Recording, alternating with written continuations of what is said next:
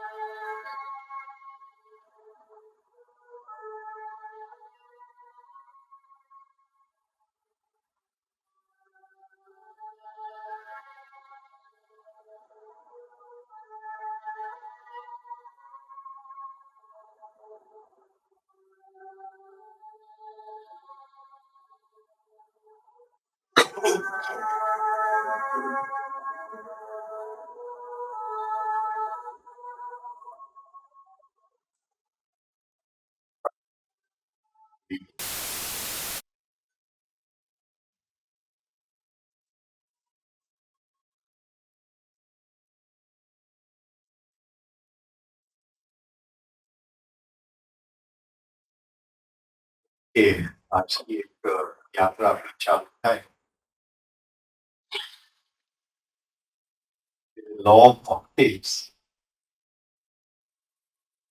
લેવા પાછળનું કારણ થોડું લોકોનું જે સજેશન આવે અને થોડું મારું પર્સનલ કારણ.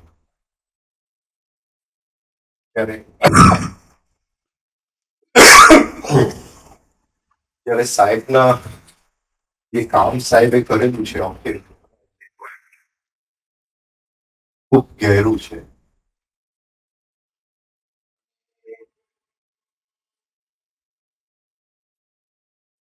છેલ્લા 15 વર્ષથી ચાન્સ નથી મળ્યો કે જે કામ સાહેબે કરેલું છે એ આગળ લઈ જાઉં અને બીજા લોકોને હું સમજાવી શકું. જ્યાં સુધી હું પોતે એ કામને ગહેરાઈમાં ન જાઉં અને પોતે ન સમજું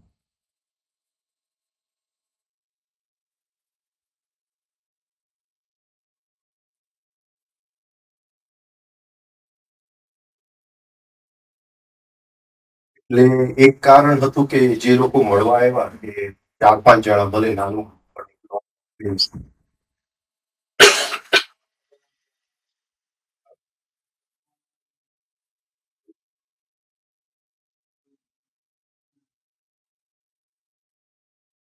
અને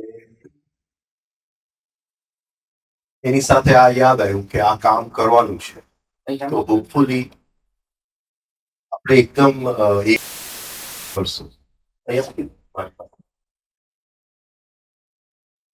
ધીમે ધીમે અઠવાડિયે એક વખત બે વખત એમ રાખીને આગળ વધતા જશે. ઘણું બધું મેથેમેટિક્સ આવશે આગળ જઈને, ઘણી બધી કેમિસ્ટ્રી આવશે, એટલે કદાચ ઘણા લોકો બોર થાય. જરા એ રીતે જરા પહેલેથી તૈયારી રાખજો, કારણ કે પછી ઘણા લોકો એમ કહેશે કે આ કેમિસ્ટ્રી ક્લાસમાં ક્યાંથી આપણે આવી રીતે. પણ મારું એક લક્ષ્ય છે કે આ જેટલું સાહેબ કામ કરી ગયા છે ઓક્ટેવ્સ ઉપર, એક વખત એનો ખુલાસો થઈ જાય તો હોપફુલી 3-4 મહિના આપણે જરા પ્રિલિમિનરીઝ અને બેઝિક્સ જોઈએ, અને પછી જે સાહેબ કરેલું છે એની ગહેરાઈમાં જવાનું છે.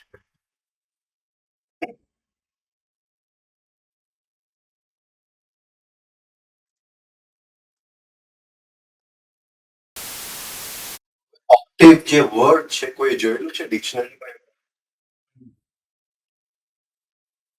Is a collection of 7 notes and the repetition of 12 notes on the. So the basic meaning of the word octave is 8. 8. Basic meaning, dictionary meaning of the word octave is 8. 8 એટલે એ કંઈ પણ આપણે 8 આપણે એક 8 દિવસનો ઉપવાસ પણ રાખી શકીએ, એક ઓક્ટેવ પણ કહેવાય. કોઈ પોએટ્રી લખીએ તો એની જો 8 લાઈનની પોએમ હોય તો એને પણ ઓક્ટેવ કહેવાય.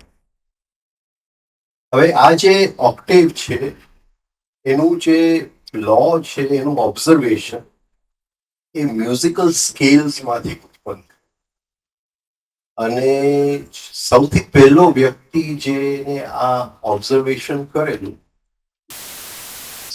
જે કનેક્ટિંગ એક નોટ બીજા નોટના જે કનેક્ટિંગ લોસ, અને એક નોટ જ્યારે ડબલ થાય છે ત્યારે એ જ નોટ રિપીટ થાય છે, એ 8મે રિપીટ થાય છે, એટલે એને ઓક્ટેવ કહેવામાં આવ્યું.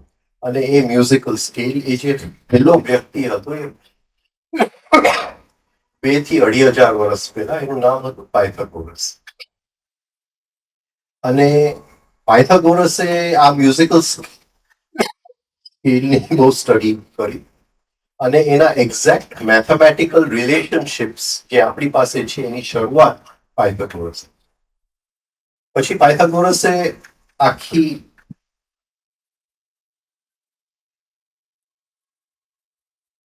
એક કોસ્મોલોજી, એટલે આપણે ત્યાં પણ એક કોસ્મોલોજી છે, જેમ તાવડિયાજીએ પોતાની એક કોસ્મોલોજી આપી, શાસ્ત્રયુક્ત કોસ્મોલોજી હતી.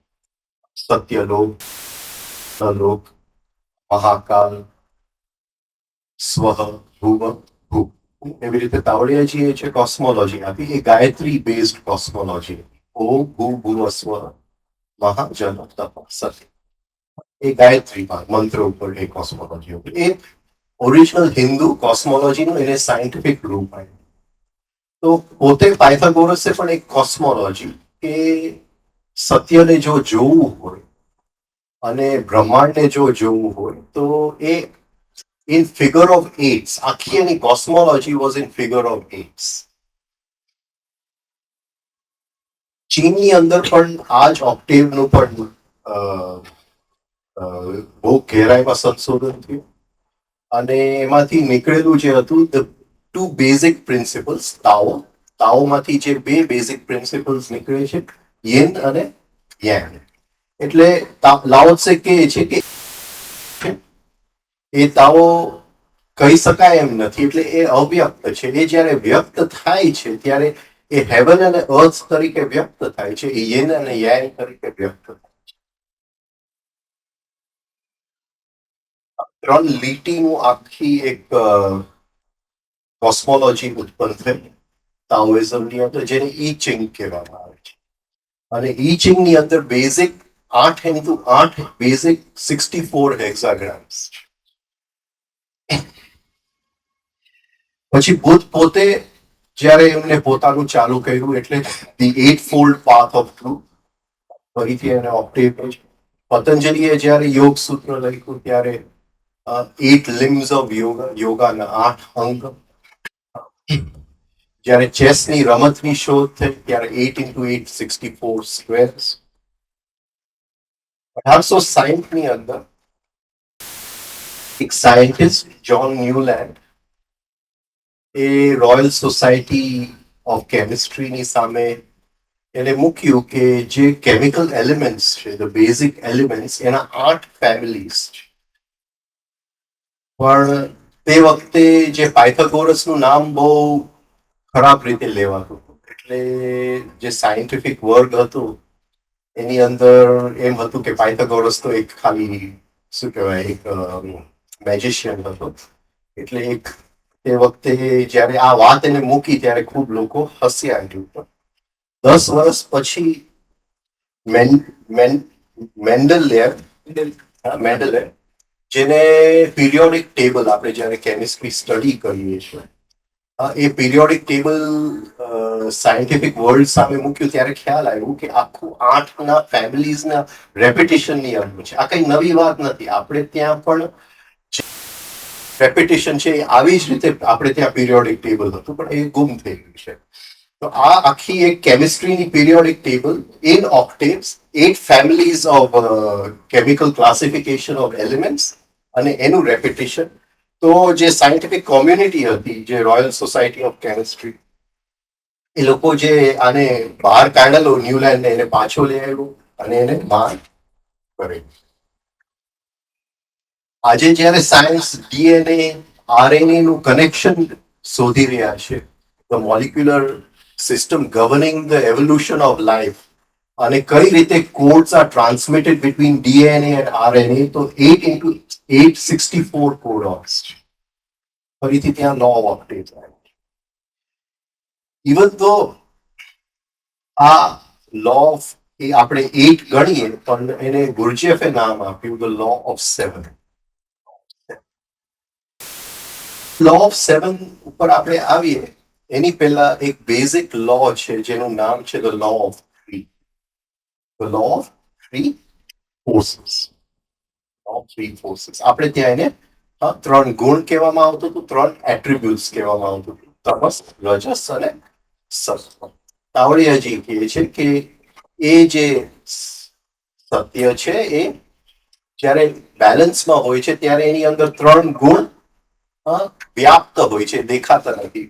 પણ જ્યારે કંઈ પણ ફિનોમિના, જ્યારે કોઈ પણ લોક બનવું જોઈએ, જ્યારે કોઈ પણ ઘટના બનવી જોઈએ, ત્યાં એમાંથી એ જે 3 ફોર્સીસ જે છે એ વ્યક્ત રૂપે 3 ગુણ બને છે. તો આ બેઝિક લો ઓફ 3 એને સમજવું પડે. 3 લો ઓફ 7 લો ઓફ ઓક્ટેવ્સમાં જાતા પહેલા. હવે બેઝિક જે લો ઓફ 3 કહે છે કે કોઈ પણ ઘટના, કોઈ પણ વ્યક્ત વસ્તુ બને છે એ નાનામાં નાનું સેલ હોય, ઇલેક્ટ્રોન હોય, મોટામાં મોટું બ્રહ્માંડ હોય, તો એની એ ઘટનાની રચનાની અંદર 3 ફોર્સીસ હોય છે, 3 શક્તિઓ હોય છે.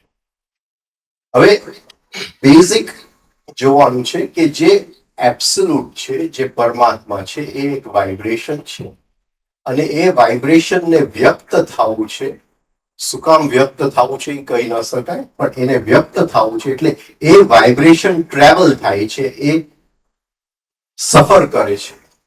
એ શેની અંદર સફર કરે છે? તો એ જ વાઇબ્રેશનમાંથી જે શક્તિ નીકળે છે, યેન અને યાંગ, યાંગ અને યેન, એમાંથી જે શક્તિ નીકળે છે એ માધ્યમમાં એનો સંકલ્પ ચાલે છે. અને એ માધ્યમમાં જ્યારે એનો સંકલ્પ પડે છે ત્યારે 3 ગુણનો જન્મ થાય છે અને આ 3 ફોર્સીસ માંથી આખી રચના થાય છે. અને એ સૃષ્ટિની રચનાની એક બેઝિક મેપ આપણે આજે બનાવી દઈએ. આ મેપ આપણી માટે છે કે આપણે ક્યાં છીએ આ સૃષ્ટિની અંદર, આપણી પોઝિશન શું છે આ સૃષ્ટિની. તો સાધનામાં આપણે જેને જેલ કહીએ છીએ, જેમાંથી આપણને મુક્ત થવું છે, એ જેલ કઈ જાતનું છે અને એમાંથી કઈ રીતે આપણે મુક્ત થઈ શકીએ એનું જરા મેપ ક્લિયર બનાવો. હવે જરા આપણે સબ્જેક્ટિવ રીતે આપણા માટે ફોર્સ એટલે શું, ફોર્સ એટલે શું આપણા માટે, આપણે સાધના કરવી હોય શેની જરૂર પડે, શેની જરૂર? મારે જો મારી જાતને જોવાનું હોય, પ્રશ્ન ભાવ રાખવું હોય, સેલ્ફ ઓબ્ઝર્વેશન કરવું હોય, તો શેની જરૂર? અવેરનેસ શક્તિની જરૂર. શક્તિ શક્તિ એટલે ફોર્સ. લો ઓફ 3 એટલે લો ઓફ 3 ફોર્सेस. એટલે થોડું ફોર્સ નું કન્સેપ્ટ આપણે ક્લિયર કરી. આપણને ફોર્સની જરૂર પડે. હવે આપણે ફોર્સ કઈ રીતે ગુમાવીએ છીએ? કઈ રીતે ગુમાવીએ છીએ?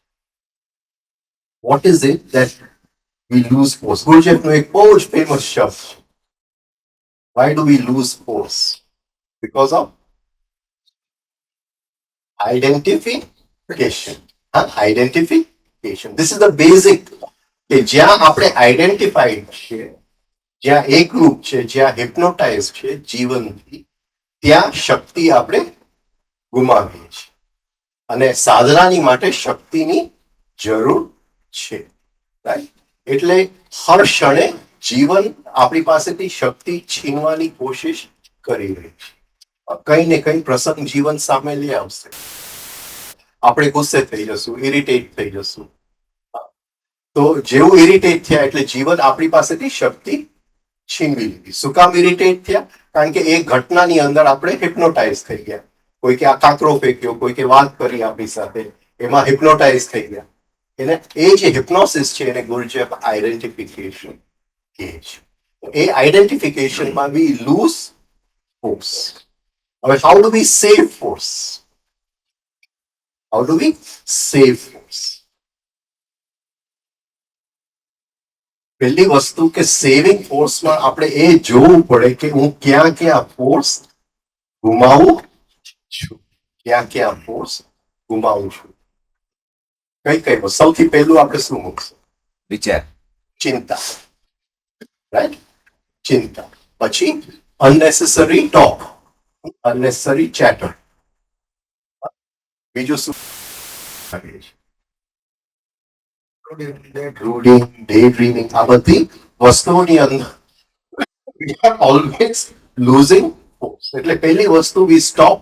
જે જગ્યાએ આપણું ફોર્સ વેડફાતું હોય, જ્યાં જ્યાં શક્તિ વેડફાતી હોય, એ દરવાજા આપણે બંધ કરવાની કોશિશ કરી. એની માટે 3 સ્ટેપ રિધમિક બ્રીથિંગ એ પાયાની અંદર આપણે કરી. પછી મેઇન જે ફોર્સ જાય છે, જે ટાઇડલ વેવ ની અંદર જાય છે, એ શેની અંદર જાય છે? Negative emotions. Negative emotions. એટલે પહેલી વસ્તુ ચિંતા, negative imagination, day dreaming, brooding, એ બધાની અંદર અનનેસેસરી ટોકિંગ જે અંદર થાય છે. અને સૌથી વધારે જે એક સાથે જથ્થો જાય છે એ નેગેટિવ ઇમોશન. આ બધાનું કારણ છે આઈડેન્ટિફિકેશન. આપણે આમાંથી જાગવું હોય તો પહેલો રસ્તો છે સેલ્ફ ઓબ્ઝર્વેશન. સેલ્ફ ઓબ્ઝર્વેશન એટલે આપણે જોવું પડે કે જો મારી શક્તિ અહીંયા જઈ રહી છે અને મારે એને જવા નથી દેવું. જે જીવનનો હિપ્નોસિસ છે, જે હર પલે પ્રસંગનું હિપ્નોસિસ છે, જે એક એક ઘટના મને હિપ્નોટાઇઝ કરી રહ્યું છે, એ ઘટનાની હિપ્નોસિસ માંથી મારે છૂટવું છે. એની શરૂઆત સેલ્ફ ઓબ્ઝર્વેશનથી થાય છે. તો ફોર્સ જે આપણે ગુમાવીએ છીએ એ આપણે બચાવી શકીએ. અને પછી નવો ફોર્સ જો ઉત્પન્ન કરવું હોય તો સેલ્ફ ઓબ્ઝર્વેશન પછી સેલ્ફ રિમેમ્બરિંગ.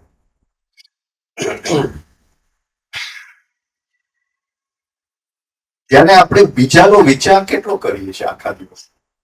બીજા વ્યક્તિઓનો વિચાર, બીજા વ્યક્તિઓની ચિંતા, આ બધી જે છે એ ફોર્સ શક્તિ ગુમાવવાની છે. હવે પહેલી વસ્તુ ફરીથી વિકમ. આ આપણી અંદરની વાત છે, સબ્જેક્ટિવ વાત છે. હવે જ્યારે આપણે વાત કરીએ છીએ 3 ફોર્સેસની, એ બ્રહ્માંડની અંદર વાત છે. ગુરુજી પ્રમાણે ઘણી વસ્તુઓ આપણે આપણી અંદર સ્ટડી કરવું પડે. ઘણી વસ્તુઓ આપણી અંદર જે સ્ટડી ન થઈ શકે એને બ્રહ્માંડમાં સ્ટડી કરવું પડે, કોસ્મોસમાં સ્ટડી. તો ફોર્सेस કઈ રીતે ઓપરેટ કરે છે, એની પાછળના નિયમો શું છે, એ બ્રહ્માંડની અંદર આપણે જોવું. તો મોલિક્યુલર થી કોસ્મિક સુધી બધી વસ્તુઓ જે છે It is the result of three different and opposing forces.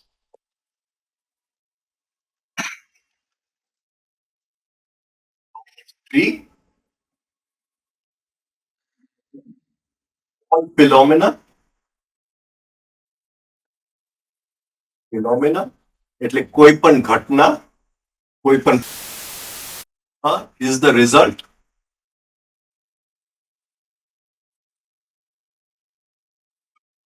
of three opposing forces. Opposing forces. હવે અહીંયા આપણે જોવું જોઈએ કે science does not recognize the third force.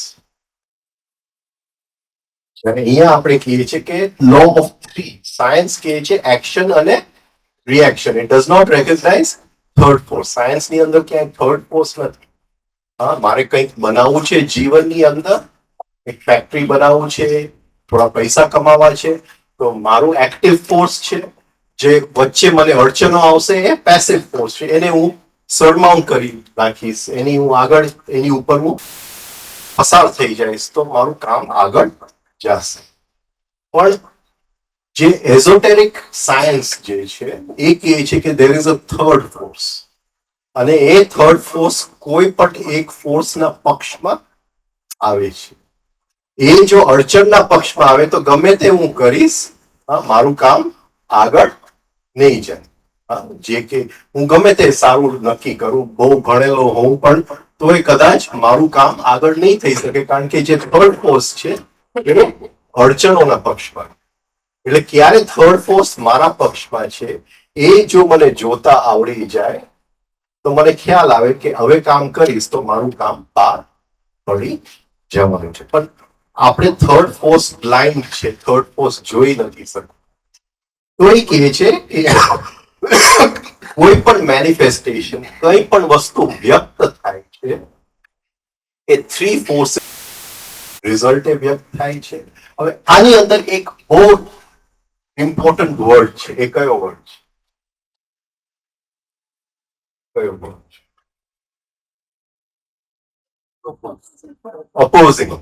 opposing. આ ફોર્સીસ એકબીજાના વિરોધમાં છે. એકબીજાના વિરોધમાં છે. મારે કંઈ કરવું છે એ રજકો, પણ એક અડચણ આવી ગયું. મારી બર્થડે છે આજે, રાઈટ, હું પાર્ટી રાખું પણ એકદમ વરસાદ પડી જાય, કોઈ આવવાનું નથી પાર્ટી. તો હું કહું કે મારે કરવું તો છે પાર્ટી, પણ થર્ડ ફોર્સ મારી સાથે નથી. કોની સાથે છે? અડચણની સાથે. કોઈ આવવાનું નથી પાર્ટી. તો આ જે છે એ બે ફોર્સ એક ફોર્સના ઓપોઝિંગમાં છે, રાઈટ. આ સમજાય છે? તો નિયમ આપણે લે પછી આગળ જાય, કારણ કે આ જો નિયમ આપણે પકડી લે તો સંસાર એની મેળે છૂટી જાય. ઓટોમેટિક રાતોરાત સંન્યાસ.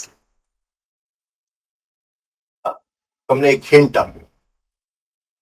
હિન્ટ એટલે તમે તમારી મેળે વિચારો કે હવે આ જે દાખલો આપું છું, મારી પાસે બીજો કોઈ દાખલો નથી એટલે આપું છું, એ સાચો દાખલો નથી. સપોઝિંગ હું કહું કે એક શેર બજારનો ધંધો છે, એટલે હું કહું કે હવે હું 5 રૂપિયા કમાવું શેર બજારની અંદર, તો કે ભાઈ 5 રૂપિયા કમાયો તો કોઈકના તો 5 રૂપિયા ગયા હશે. કોઈકના 5 રૂપિયા ગયા હશે તો એ માણસ દુઃખી થયો હશે. આ સાચી વાત નથી. મારો ધંધો બંધ નહીં કરો, પણ કોઈકના તો ગયા હશે, રાઈટ. ગયા હશે તો એ તો દુઃખી થયો હશે. એટલે જે 5 રૂપિયા મને મળ્યા એના મૂળની અંદર શું છે? દુઃખ છે. તો એ 5 રૂપિયામાંથી મને સુખ મળે કે ન મળે? રાઈટ. એટલે હું શું કહેવા માંગુ છું કે એક જે થર્ડ ફોર્સ છે, જે સત્વ ગુણ છે, એ જાણે જ છે કે આ મૂળની અંદર ભલે મને દેખાય, મને હું તો ખુશ છું, મેં ઘણું બધું સ્ટડી કર્યું, વાત નથી, પણ એ મૂળની અંદર દુઃખ છે. Right? એટલે હું કહું કે એ પૈસામાંથી મને સુખ મળવાનું નથી, એ શક્ય નથી, કારણ કે જે જોઈ શકે છે એને ખ્યાલ છે કે આ મૂળની અંદર દુઃખ છે. રાઈટ, મને એ દુઃખ દેખાતું નથી, કારણ કે મેં ખૂબ સ્ટડી કર્યું છે, મેં ખૂબ આમથી આમ બધું કરીને કેટલી મહેનત કરીને એ 5 રૂપિયા હું કમાય. એટલે મને એ કોઈકનું દુઃખ દેખાતું નથી, હું ખુશ છું કે 5 રૂપિયા કમાયો. પછી એ 5 રૂપિયા મને ક્યાં લઈ જવાના છે એ મને દેખાતું નથી, મને દેખાતું નથી. આ સમજાય છે કે એની મૂળની અંદર દુઃખ છે. હવે અહીંયા આપણે શું કહીએ છીએ કે ઓલ ફિનોમિના, કોઈ પણ ઘટના આ ત્રણેય લોકની અંદર is the result of 3 opposing forces. એટલે એ જ્યારે ઘટના બને છે ત્યારે એ ફોર્સીસ શું છે, એકબીજાના. હવે શું થયું? હવે શું? આપણે પતંજલિનું એક સૂત્ર જોઈએ પછી આગળ જઈએ. પતંજલિ કહે છે પરિણામ તાપ સંસ્કાર દુઃખૈ ગુણ વૃત્તિ વિરોધશ્ચ દુઃખમ એવ સર્વ વિવેકી. જે વિવેકીન છે, જેની આંખ ઉઘડી ગઈ છે, જેને દેખાય છે હરેક ના કારણો, જેને દેખાય છે, એ કહે છે કે સર્વમ દુઃખમ જ છે. શું કામ સર્વમ દુઃખમ છે? કારણ કે ગુણવૃત્તિ વિરોધ છે. ગુણવૃત્તિ વિરોધ. હવે શું થયું અહીંયા? 3. એટલે જ્યારે કોઈ પણ ઘટના બને છે ત્યારે એક ફોર્સ બીજા ફોર્સને દબાવી દે છે. એની શું કહેવાય, એના મૂળની અંદર ક્યાંક હિંસા છે. આ સંસારના મૂળની અંદર ક્યાંક હિંસા છે. એટલે આ સંસારમાં સુખનો તો સવાલ ઉત્પન્ન, જેનો વિવેક, જેની આંખ ઉઘડી ગઈ છે, એ કહે છે કે આ સંસારની અંદર સુખનો તો સવાલ જ ઉત્પન્ન નથી થતો, કારણ કે ધ બેઝિક લો જે છે એ 3 ફોર્સીસ આર ઓપોઝિંગ ઇન નેચર. આ સમજાય છે? પરિણામ એટલે everything is in a flux. આ 3 forces જે છે always changing, હંમેશા એ બદલતા જ રહે છે. they are always in a flux, constant changing. આ સંસારની અંદર કંઈ પણ વસ્તુ સ્થિર નથી. હું યાદ કરું કે ભાઈ 20 વર્ષ પહેલા હું જવાન હતો ને અત્યારે બુઢો થઈ ગયો, તો દુઃખ ઉત્પન્ન થવાનું જ છે. એ પરિણામના કારણે જે ઉત્પન્ન થાય છે એને તપ કહે છે. પતંજલિ તાપ કહે છે, સોરી. એટલે પરિણામ કહે છે, પરિણામ તાપ. પરિણામના કારણે સંસારની અંદર આ 3 ગુણ જે હર ક્ષણે લો ઓફ 3 બદલતું રહે છે, એના કારણે સંસારની અંદર તાપ છે. તાપ એટલે friction. there is always friction. A friction જ્યારે ચિત્તની ભૂમિ ઉપર એ ફ્રિક્શન જાય છે ત્યારે ચિત્તની અંદર એનો ઘરેડ રહી જાય છે, એનો સંસ્કાર રહી જાય છે, એનું રેસિડ્યુ રહી જાય છે. દુઃખમાંથી હું પસાર થાઉં છું, એ દુઃખમાંથી હું કોઈ દિવસ મુક્ત થઈ નથી શકતો, કારણ કે એની ઘરેડ ચિત્તની અંદર રહી જાય છે. એટલે કે પરિણામ તાપ સંસ્કાર દુઃખે. આ પરિણામ ના કારણે તાપ છે, ફ્રિક્શન છે, અને ફ્રિક્શન ના કારણે સંસ્કાર છે. આ સમજાય છે? ફ્રિક્શન ના કારણે સંસ્કાર છે, અને એ સંસ્કાર જે છે એનું મૂળ કારણ શું છે? ગુણવૃત્તિ વિરોધ. ગુણવૃત્તિ વિરોધ. પણ આ કોને દેખાય છે? જે વિવેકીન છે એને જ દેખાય છે. ગુણ એટલે ગુણમાંથી કોઈ પણ વૃત્તિ નીકળે. હું હજારો રૂપિયા કમાવું, હું મોટું બિઝનેસ કરું, હું ગમે તે કરું, પણ એના બેઝની અંદર ગુણ વૃત્તિ વિરોધ છે, એમાંથી કોઈ દિવસ સુખ નીકળી શકે એમ જ નથી. જે વિવેકીન છે એ આ જાણી ગયો છે. એટલે the basic law of the 3 forces is that they are opposing in nature. થોડી આની ગહેરાઈમાં જાય પછી આપણે જઈશું. હવે પતંજલિ કહે છે કે આ જે સંસ્કાર છે એ નિમિત્ત કારણ છે. એ નિમિત્ત કારણ છે. આપણે તો નિમિત્ત કારણને પકડી જ નથી શકતા આપણા લાઈફની અંદર, કે જે સુખ છે, જે દુઃખ છે, એ અંદર પડેલું છે. આપણે ઓલવેઝ કારણ બહાર સુધી છે, બહાર સુધી છે, પણ બહાર કોઈ પણ વસ્તુના કારણ હોતા નથી. એનું નિમિત્ત કારણ અંદર પડેલું હોય છે, એ સંસ્કાર.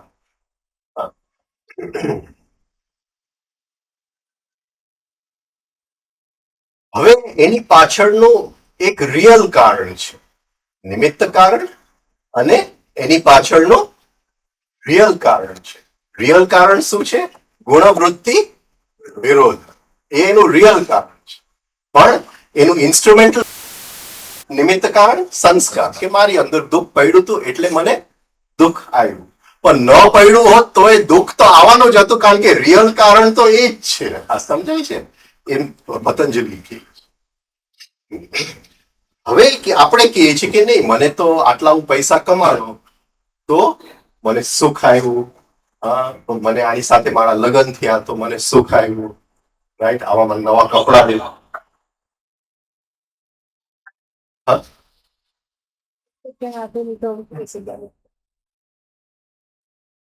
તો જે વસ્તુના કારણે મને સુખ આવ્યું તો સૂત્ર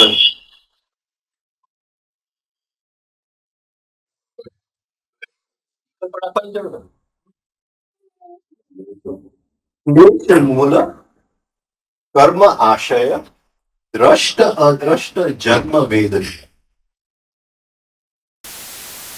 સર્વમ દુઃખમ. પણ સર્વમ દુઃખમ એ કોને કહે છે? જ્યાં ક્લેશનું મૂળ પડેલું છે.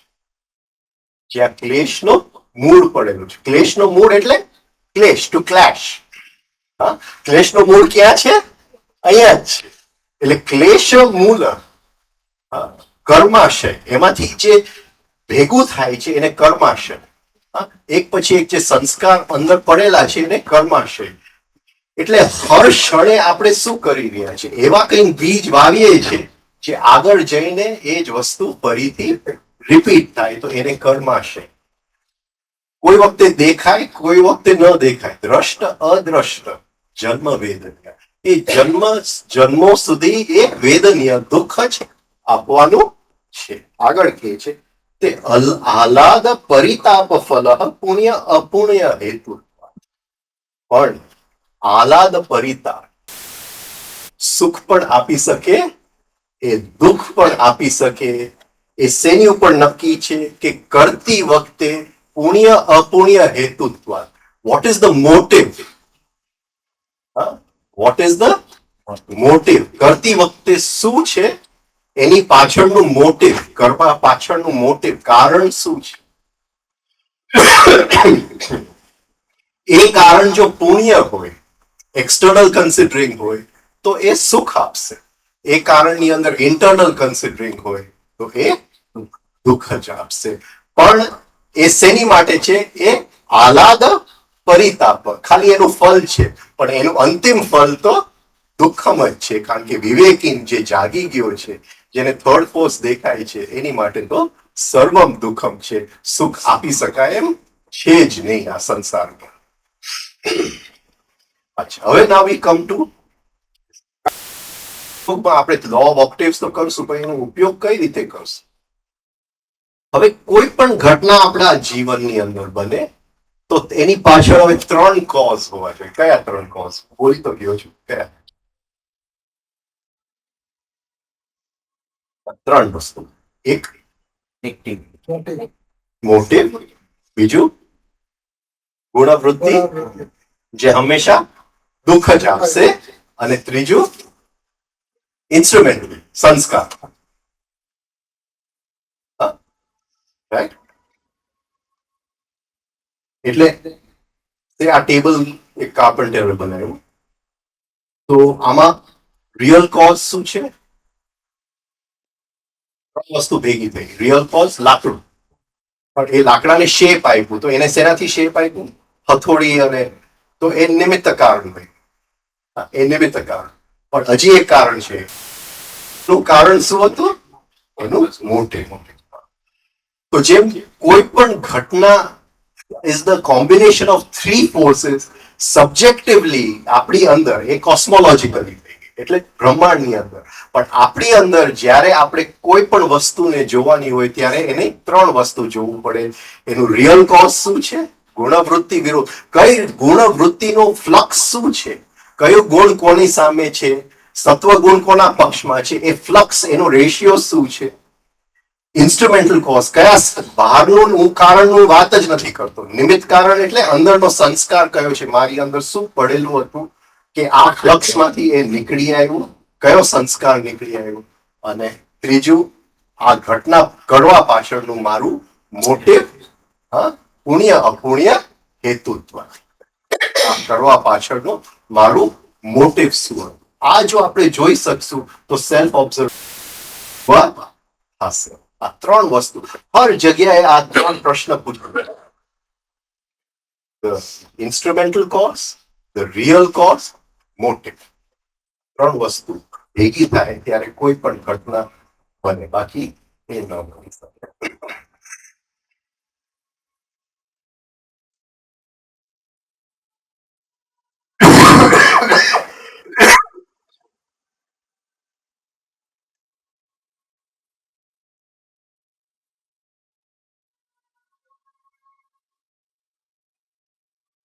હવે સાયન્સમાં કોઈ વખતે ઇવન એ લોકોને સેકન્ડ ફોર્સ નો એક ખ્યાલ નથી.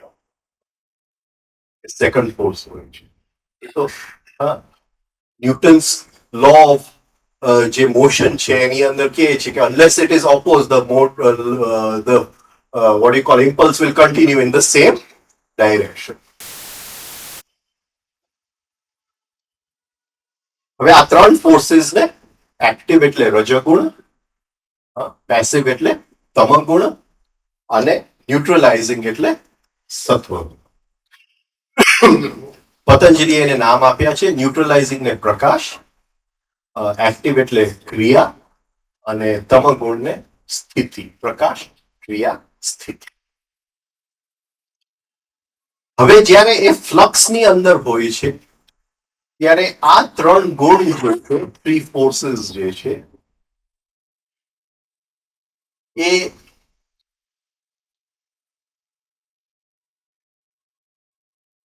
કહી નથી શકાતું કે કયો તમસ છે, કયો રજસ છે, કયો સત્વ છે. ઇટ ઇઝ ઓનલી જ્યારે ઘટના બને છે ત્યારે at the point of application, જે જગ્યાએ એ ઘટના બનાવે છે એ પોઈન્ટે આપણે કહી શકીએ કે આ હતું અને આ છતાંય થર્ડ ફોર્સ આપણે જોઈ નહીં શકીએ. એ થર્ડ ફોર્સને જોવા માટે થોડું આપણા પરસેપ્શનને બદલાવવું પડે.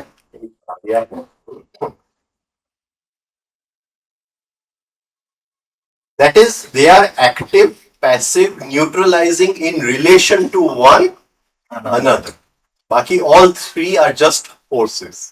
All 3 are just forces.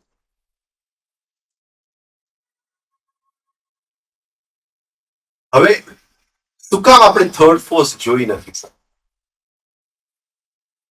પહેલી વસ્તુ આપણે જોઈ ગયા આઈડેન્ટિફિકેશન. જ્યાં સુધી આપણે આઈડેન્ટિફાઈડ છે ત્યાં સુધી થર્ડ ફોર્સ જોવું મુશ્કેલ છે.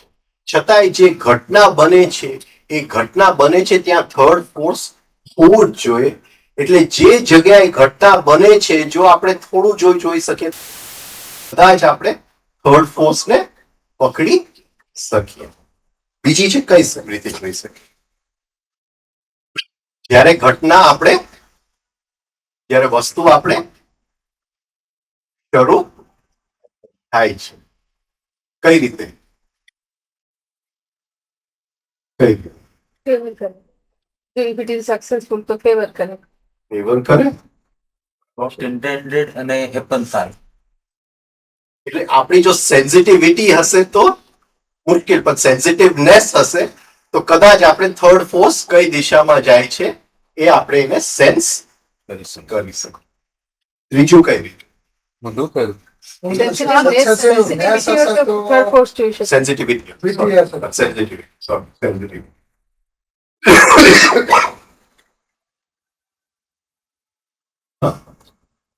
ત્રીજું કયું?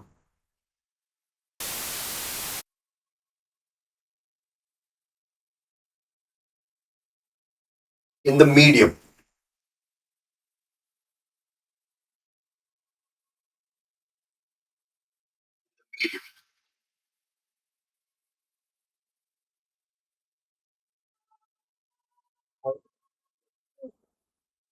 Very easy in the medium. Supposing હું કહું કે આ રસ્તો મારે બનાવવો છે,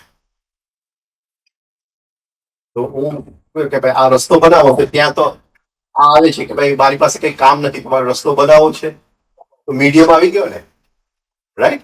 એટલે મને ખ્યાલ આવી ગયો કે જો થર્ડ ફોર્સ, એટલે 3 જગ્યાએ આપણે થર્ડ ફોર્સ ને જોઈ શકીએ, in the result, in the beginning and in the medium. Right? હવે કાર્પેન્ટર ટેબલ બનાવવા તો બેસી ગયો, પણ એની પાસે ટૂલ્સ જ નથી, તો મીડિયમ સમજાય છે. એટલે આ 3 જગ્યાએ આપણે એને જોઈ શકાય, ને એ આપણે આપણી જાતને ટ્રેન કરવું પડે કે એ થર્ડ ફોર્સ કોની સાથે છે આ 3 જગ્યામાં. પણ we always think in terms of cause and effect. હું આટલો ભણેલો છું તો આટલો પગાર મળવો જોઈએ, પણ જે ભણેલો નથી એને મળે છે, અને જે ભણેલો છે એને નથી મળતો. એટલે એ જે આપણું લિનિયર થિંકિંગ છે, કોઝ એન્ડ ઇફેક્ટ, એમાંથી આપણે નીકળી જવું પડે two think problems. Second thing, we think everything can be explained by science. આપણને એમ લાગે કે everything can be explained by science. એટલે અમુક વસ્તુઓ જે છે એની પાછળના કારણે અદ્રશ્ય છે, એ આપણે જોઈ શકતા નથી. અને ત્રીજું, sensation of space end time. Sensation of space end time કેવું છે? ઓલવેઝ પાસ્ટ અને ફ્યુચર, પાસ્ટ અને ફ્યુચર. એટલે our sensation of space and time is always in a straight line. પણ પ્રેઝન્ટ મોમેન્ટમાં કઈ જાતનો ટાઈમ છે? Low and high, from below to above. એટલે આપણે જ્યારે ટાઈમ ને કહીએ છીએ ત્યારે પાસ્ટ અને future, high and low time શું છે એ આપણને ખ્યાલ જ નથી, એને સેન્સ જ નથી કરી શકતા. કોઈ વખતે થોડું પ્રેમમાં પડીએ કે થોડુંક, તો થોડીક ટાઈમની ગહેરાઈનો આપણને થોડું એક સેન્સિટિવિટી આવે, બાકી એ આવતું નથી. એટલે જ્યાં સુધી time as high and low, lower vibrations to higher vibration, એ કઈ રીતે બની શકે? કઈ રીતે બની શકે lower vibrations to higher vibration?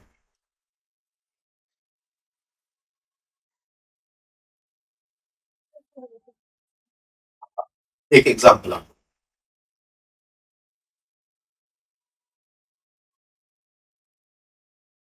Supposing મારે કિશનભાઈને કેવું છે કે ભાઈ આ ગ્લાસ મને આપો,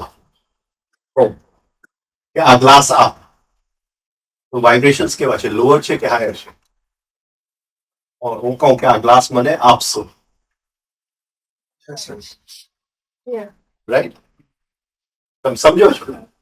એટલે આઈ હેવ એ જ પ્રેઝન્ટ મોમેન્ટમાં હું કાં તો લોઅર ઉતરી શકું, કાં તો હાયર ઉતરી હાયર જઈ શકું. આ સમજાય છે? એટલે એ કન્સેપ્ટ ઓફ ટાઈમ આપણી અંદર છે ને, આપણી અંદર પાસ્ટ અને ફ્યુચર, કે ભાઈ મારે જલ્દી મને ગ્લાસ આપને મારે જવાનું છે, પતી ગયું. એટલે કઈ કન્સેપ્ટ ઓફ ટાઈમ છે મારી પાસે? પાસ્ટ અને ફ્યુચર. તો હું કોઈ દિવસ આ થર્ડ ફોર્સ ને હું જોઈ નહીં શકું, રાઈટ? પણ if I have a concept of time from low to high, આ સમજાય છે, રાઈટ? એટલે એ મારા એક્શન્સ ની અંદર જે કઈ હું કરું છું એની અંદર હું કઈ જાતના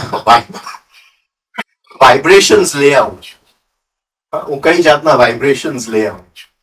તો સે એક આર્ટિસ્ટ છે, એ આર્ટિસ્ટ પાસે આટલા કલર્સ છે, તો એનો એ યુઝલેસ પણ ઉપયોગ કરી શકે અને એમાંથી કંઈક બનાવી શકે.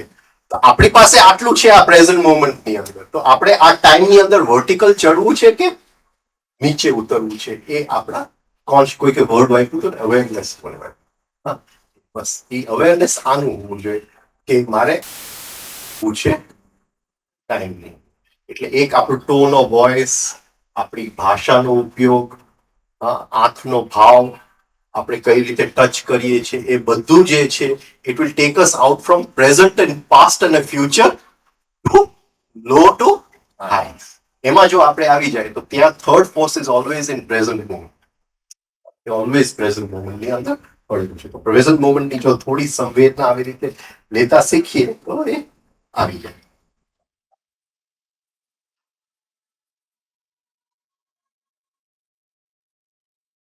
બીજું, whenever we observe a stoppage, endless hesitation at that given place, third force is lacking. અડચણો આવવા માંડે, હેઝિટેશન, હેઝિટેશન ને શું કહેશું? હા, હા, એ ન ચાલતી હોય તો સમજવું થર્ડ ફોર્સ નથી. હવે આમાં શું કરી શકીએ? કાં તો wait, Wait. If we wait, પ્રતીક્ષાની અંદર ઓલવેઝ થર્ડ ફોર્સ આવે છે. જ્યાં આપણે આપણા વાઇબ્રેશન્સ ને લિફ્ટ કરીએ છીએ ત્યાં ઓલવેઝ થર્ડ ફોર્સ આવે છે.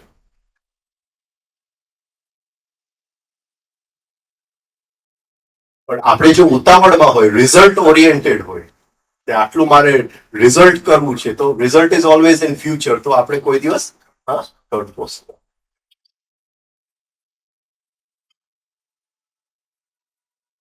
હવે જે પરમાત્મા છે એને ગુરુજીએફે નામ આપ્યું એબ્સોલ્યુટ.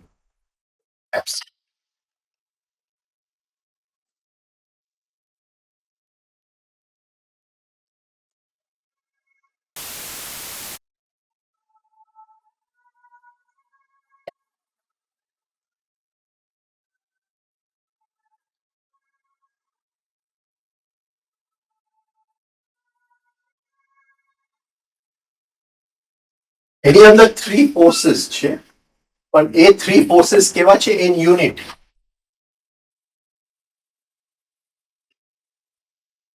એ ત્રણ અલગ નથી, યુનિફાઈડ છે. ત્રણ યુનિફાઈડ છે in the absolute. They are, એટલે દે કોન્સ્ટિટ્યુટ વન હોલ. હોલ એટલે એબ્સોલ્યુટની અંદર એક જ કોન્શિયસનેસ હશે,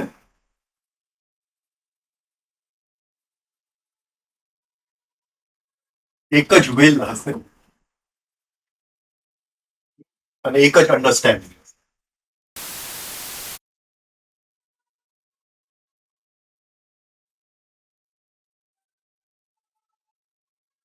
એબ્સોલ્યુટ જે પરમાત્મા, એની સંકલ્પ શક્તિ એક જ હશે. એ બે દિશામાં એની સંકલ્પ શક્તિ નહીં જાય, એક જ એ દિશામાં જશે. એકોહમ બહુશ્યામ. એની કોન્શિયસનેસ એક જ હશે કે હું છું, હું પૂર્ણ છું. અને એને એ સમજણ છે કે આ જે વિલ એ ફેંકે છે એ ક્યાં આગળ જશે. હવે એમાંથી જે નીકળતું સંકલ્પ છે, એટલે આ જે એબ્સોલ્યુટ છે એની અંદર આ ત્રણ વસ્તુને આપણે કહી શકીએ બ્રહ્મા, વિષ્ણુ, મહેશ, જે કંઈ કહેવું હોય, ફાધર, સન, હોલી ગોસ્ટ.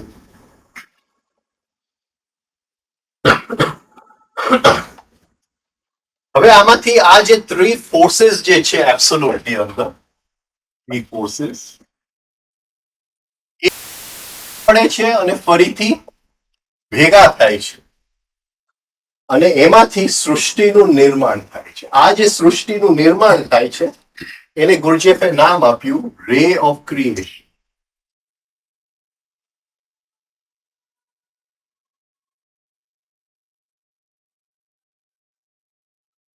રે એટલે એ જે સૂર્ય છે એમાંથી નીકળતું એક કિરણ.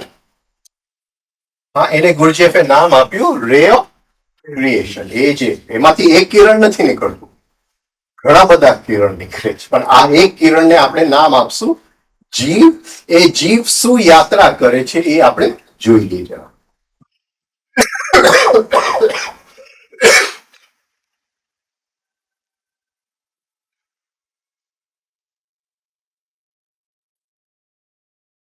હવે એબ્સોલ્યુટ આપણે જોયું,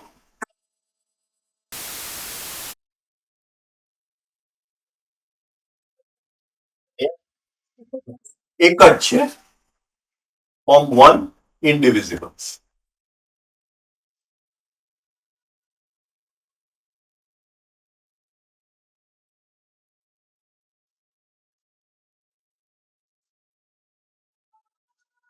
હવે એમાંથી નીકળતું 3 ફોર્सेस અને બીજું વર્લ્ડ બને તો એની અંદર પહેલા 3 ફોર્સ એબ્સોલ્યુટ ના હશે અને 3 ફોર્સ પોતાના.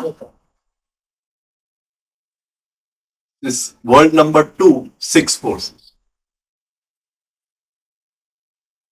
World number 2, 6 forces. આને આપણે કહી શકીએ, આને એબ્સોલ્યુટ જો કહી શકાય તો આને ઓલ સન્સ જે નામ આપવું હોય,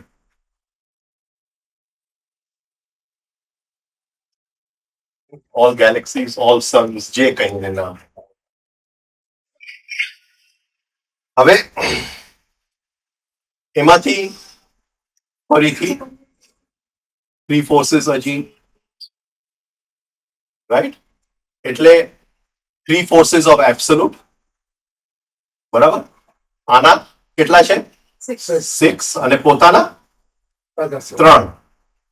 હા, એટલે કેટલા થયા? World number 3, 12 ફોર્सेस.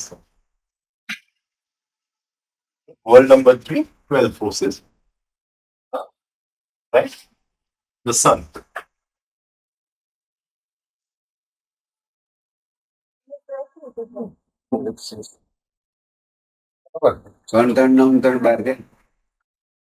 જો આમાં all is આમાં 3, હા, જી એબ્સોલ્યુટ ના 3 પોતાના, બરાબર. 6 થયા. હા હવે આયા 3 એબ્સોલ્યુટ ના, હા 6 આના અને 3 પોતાના. 3 પોતાના. આ સમજાય છે આ શું થઈ રહ્યું છે? મલ્ટિપ્લિકેશન થાય. What is happening? What is happening? Involution. Involution. But what is happening? હવે એક કોન્શિયસનેસ, એક વિલ નથી. હવે મલ્ટિપલ 12 કોન્શિયસનેસીસ, 12 વિલ. એક જણો કહેશે કે ભાઈ મારે થિયેટર જોવા જવું છે, બીજો કહેશે કે મારે મેડિટેશન કરવું છે, ત્રીજો કહેશે મારે રેસ્ટોરન્ટમાં જમવા જવું, ચોથો કહેશે મારે મારા ગર્લફ્રેન્ડને મળવા જવું છે. આ સમજાય છે? ઓલું એબ્સોલ્યુટ ની અંદર તો એક જ જણો હતો નક્કી કરવા વાળો. અહીંયા સન સુધી આપણે પહોંચ્યા, 12 જણા તો થઈ ગયા નક્કી કરવામાં. આ સમજાય છે? એટલે ઇટ ઇઝ મલ્ટિપ્લિકેશન. હા, એટલે મલ્ટિપ્લિકેશન ઓફ ક્રિએશન ગુર્જર કહે છે. આ એક જીવની યાત્રા છે. રે ઓફ ક્રિએશન. રે એટલે રે ઓફ ધ સન, જીવ.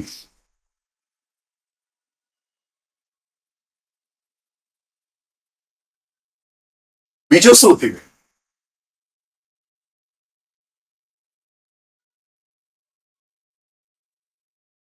આ અહીંયા હતું ત્યારે એક કોન્શિયસનેસ હતું, પણ આ જે થયું એ આના શું થયું ત્યાં?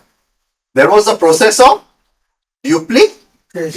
duplication, which is duplication is always mechanical. વેદની શરૂઆત થઈ ગઈ. હા, વેદની શરૂઆત શરૂઆત થઈ. ego. સિંગલ હતું. આ ઈગો થઈ ગઈ વચ્ચેમાં.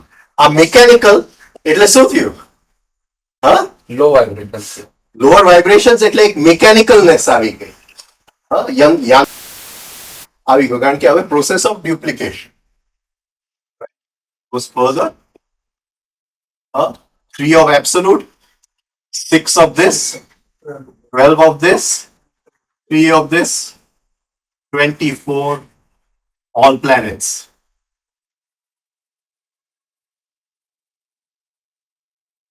Astrology, ઓલ પ્લેનેટ્સ એટલે શું? solar system. એટલે અહીંયા સોલર સિસ્ટમ લાગુ થયું. આ સોલર સિસ્ટમ, આ સન આવી ગયું, આ સોલર સિસ્ટમ આવી ગયું. હવે આ સમજાય છે અહીંયા પાછું? આખું મેનિફેસ્ટેશન પ્રોસેસ બતાવે છે સાહેબ. એ તો બરાબર છે. જરાક તમે જસ્ટ વિચારો કે આ એક પરમાત્મા થયું, એની અંદરથી આટલી બધી ગેલેક્સીઓ નીકળી.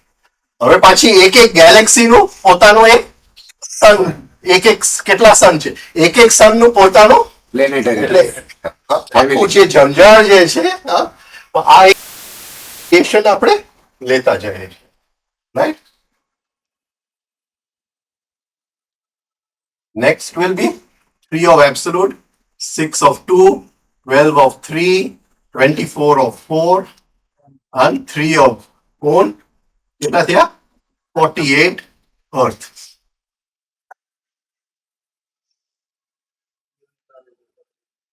હ્યુમેનિટી આપણે ક્યાં એબ્સોલ્યુટલી કેટલા દૂર છે? એવું નથી કે આ બધું આપણી અંદર જ છે, આ બધું બહાર પણ છે અને અંદર પણ આપણી અંદર છે, પણ વી આર અંદર 48 laws. We are under the operation of 48 laws. એટલે કોઈ એક વ્યક્તિ આપણી અંદર છે જ ને 48 અને લાસ્ટ જે આવે છે 6 of 2, 12 of 3, 24 of 4, 48 of 5, 3 of 1, 96. Negative emotion એટલે મૂન.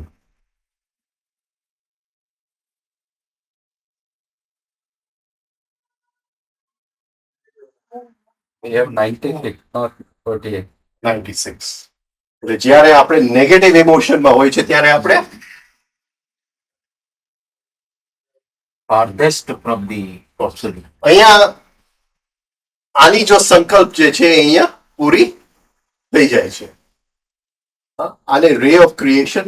આ એક જીવ જે છે એ આટલી વસ્તુથી બંધાયેલો છે. જીવ જ્યારે છૂટો પડે છે, જ્યારે એ કિરણ પરમાત્મામાંથી છૂટું પડે છે, તો એ કઈ કઈ વસ્તુઓથી બને? એ ગેલેક્સીઝના સબસ્ટન્સથી બંધાયેલો છે, એ સનના સબસ્ટન્સથી બંધાયેલો છે, એ પ્લેનેટ્સના સબસ્ટન્સથી, અર્થ એની અંદર લોઅર સાયકિક નેચર છે એટલે મૂનથી બંધાયેલો છે. અને એ જરૂરી છે કારણ કે આખું ઓર્ગેનિક લાઈફ જે પૃથ્વી ઉપર છે એનું જે બેલેન્સિંગ ફેક્ટર જે છે એ મૂન છે.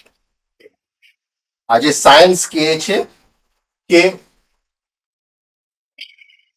જે મૂન છે એ ડેડ છે, while આપણે રે ઓફ ક્રિએશન પ્રમાણે મૂન ઉગતું છે. એ સબસ્ટન્સીસ ખાય છે. શું ખાય છે?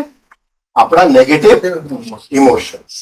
આપણા નેગેટિવ એટલે પૃથ્વી ઉપર જે પ્રાણી જાત છે, જે વનસ્પતિ જાત છે, એ જ્યારે મરે છે ત્યારે જે સાયકિક સબસ્ટન્સ છૂટે છે એ મૂન ખાય છે અને મૂન પોતાનું ગ્રોથ કરે છે. પણ માણસ જ્યારે નેગેટિવ ઇમોશન બહાર ફેંકે છે ત્યારે એ મૂન પોતાના વિકાસ માટે એ વસ્તુ જાય છે.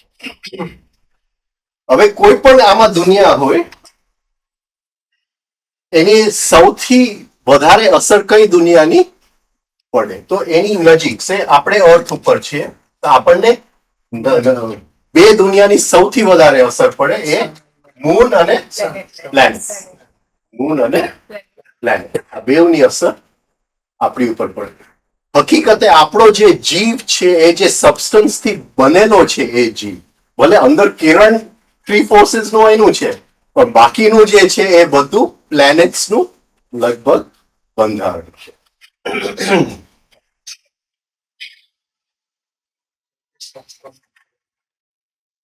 એટલે આ એક સાયન્સ છે જેમાંથી જીવ ની ઉત્પત્તિ થાય છે.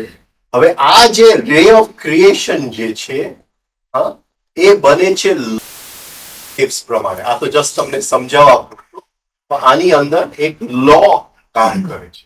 એટલે લો ઓફ થ્રી જે છે, આ લો ઓફ થ્રી ફોર્સીસ જેને આપણે કહીએ છીએ, એ જ્યારે ચાલે છે, જ્યારે આવી રીતે એક રે ઓફ ક્રિએશન, એક સૃષ્ટિનો જન્મ થાય છે, તો એ કંઈક લો પ્રમાણે થાય છે, કોઈક ઓર્ડર પ્રમાણે થાય છે, એની અંદર કોઈક નિયમો હોય છે. આ તો ખાલી એક બતાવવા પૂરતું બતાવતા. પણ એ જે નિયમ છે એને લો ઓફ ઓક્ટેવ્સ કહેવામાં આવે છે. એના મેથેમેટિકલ કેલ્ક્યુલેશન્સ છે according to the musical scale. A next time આપણે એ ચાલુ કરશું. તો જસ્ટ એક આઉટલાઈન આજે મારે તમને આપવાની.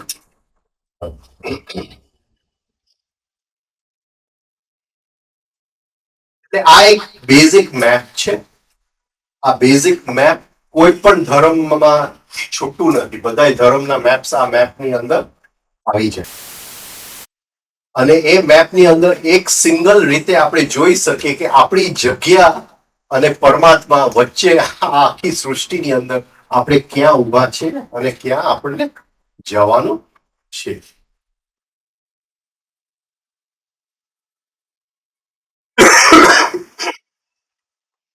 હવે જે એબ્સોલ્યુટ નો સંકલ્પ જે છે, જે પરમાત્માની સંકલ્પ છે, એ જે ઇમિડિયેટ દુનિયા છે એની અંદર એનો સંકલ્પ આવે છે, પણ આપણી દુનિયામાં એનો સંકલ્પ કામ કરતું નથી. ખાલી એટલું જ કામ કરે છે, જે લો છે, જે નિયમ છે, એ પ્રમાણે બધું ચાલે. એ લો કોઈની માટે તોડી શકે એમ નથી. એ લો પ્રમાણે બધું ચાલે, એટલું જ એનું સંકલ્પ. એટલે જેટલા મંદિરમાં જાશો, જેટલું આ કરશો, એમાંથી કઈ વળવાનું નથી, કારણ કે એ લો તૂટી શકે એમ નથી. એક જ વસ્તુ છે કે આપણે જો 48 લોઝ માંથી 96 માંથી 48 તો એબ્સોલ્યુટ ના જેમ નજીક જતા જાય, નીચેના લોઝ થી આપણે મુક્ત થતા જાય. એ જો નહીં કરીએ તો આપણે મૂન ને ફીડ કરતા રહીશું અને મૂન નો આપણે ખોરાક બનતા જશું. મૂન એક મોટો રાક્ષસ છે જે હર ક્ષણે આપણું સાયકિક ખોરાક ખાય છે. તો હવે એ ગુસ્સા પાછળની મોટિવ શોધવું બહુ મુશ્કેલ આવેલો હતો. કઈ જગ્યાએ મારું કઈ કામ નતું થયું, હા, મારું ક્યાંક મને ફ્રસ્ટ્રેશન મળેલું, એ ક્યારે મેં ગુસ્સો મારા તિજોરીમાં રાખેલો, એ શોધવું બહુ જ મુશ્કેલ. પણ એની પાછળનો રિયલ કોઝ શું છે કે અંદર ગુણ અને વૃત્તિનો કોઈક એવો રેશિયો જે છે, જે આ મારી સાથે કરવાનું છે, એ જો હું જોઈ શકું, એ રેશિયો જો બદલાવી શકું, તો એ વસ્તુ બદલી શકે છે. તો ઇટ મીન્સ કે તમે નિમિત્ત અને રિયલ કોઝ પણ નથી. રિયલ જે પાછળનું છે પ્રોસેસ, એ તો એબ્સોલ્યુટલી વી બિલીવ કે છે જ એમ. છે નિમિત્ત જ આપણે જોઈ શકીએ. નિમિત્ત જ. અત્યારે તો આપણે નિમિત્તે જોતા હતા. જેને નિમિત્ત સમજીએ છીએ એ માયા જ છે, કે આને કર્યું હતું. જેને નિમિત્ત સમજીએ છીએ એ તો માયા જ છે. At point we are bound with 48 laws. They evolve however, then we have to be at 24 or less and less and less. So how do we reduce these laws or forces, or what are these laws? એટલે see, all negative emotions come on the moon. Okay, એટલે non expression of negative emotions આવી ગયું. એટલે moon ના હિપ્નોસિસ માંથી આપણે 96 માંથી 48 માં આવી ગયા. okay. એટલે 48 માંથી 24 જવા માટે what are the sum of એ બધા નેગેટિવ લોઝ જ છે. Laws We have જ to છે. keep on પછી reducing સેન્સિટિવનેસ negative. માંથી સેન્સિટિવિટી માં આવી. એટલે સીધું 48 આપણે Have they listed these laws? we can list them. We can be list. So Gurdjieff has not done it. Not well. We can list them.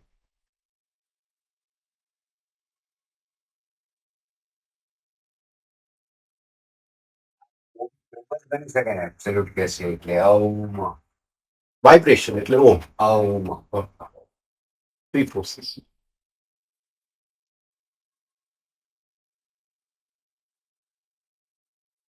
Brahma Vishnu Mahesh. Neutralizing it. That's it. આપણી જે કોસ્મોલોજી છે એ છતાં થોડું રિસેમ્બલ કરી દેતો. આને કઈ રીતે? સાહેબ જે કીધા ને ડિવાઇન વોલનેસ, પછી હમ. સપ્તલોકનું જન્મ, એટલે ભૂવલોક શેમાં આવશે? પૃથ્વીમાં આવશે ને 48 લોઝમાં આવશે. એસ્ટ્રલ વર્લ્ડ 24 લોઝમાં આવશે. ભૂવલોક 12 લોઝમાં આવશે. એ રીતે. તો 96 ની બોલો. મૂન એ 96 લોઅર સાયકિક નેચર. તો પણ એ ભૂ સવાલ એ તો એક ભૂ નહીં. નાદિર ગણાય. એટલે ના દે. નાદિર. ના દે. એટલે આપણી માટે એ ઇન્ટરનલી જોઈએ તો લોઅર સાયકિક નેચર. બધા એનિમલ્સ ને બધું આવી ગયું.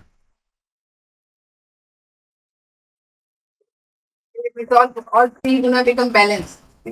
એટલે what Buddha is also saying ક્લેશ મૂલ પુણ્ય અપુણ્ય હેતુત્વ. એટલે કરતી વખતે તમે એવું બીજ વાવો છો કે વધારે લોસમાં ફસાવો છો કે મુક્ત થાઓ. હું 96 નું વાવતો તો હું વધારે ફસાવાનો છું, તો એ નવા દુઃખનું કારણ બનવાનું. હું એવું કંઈક વાવ કે 24 સુધી જાઉં એ નવા દુઃખનું કારણ એટલે what Buddha is talking is about this. While Patanjali is talking is the basic law. કે ત્યાં because of this opposing nature એ સુખ આવી જ ન શકે. It is not possible. એ તમે જાગી ગયા એ કોની માટે છે એ વિવેકી જેને આંખ ખુલી ગઈ. બાકી જેને નથી ખોલ્યું એને તો ફરીથી પુણ્ય અપુણ્ય હેતુત્વ તે આહલાદ પરિતાપ ફલ એ સુખ પણ આપી શકે અને દુઃખ પણ according to the investing cause motivating cause. એ તો પતંજલિ પણ કે પણ Patanjali goes one step further. Okay, him whose eyes have opened, it is not possible because he sees that the very basic nature is a whole.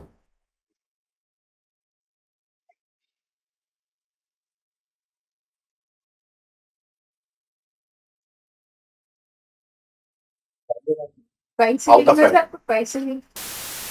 પુરુષ એટલે પછી twice a week sir દેખેલું ત્યાં પાસે છે તમારું છે તો નેક્સ્ટ ફ્રાઈડે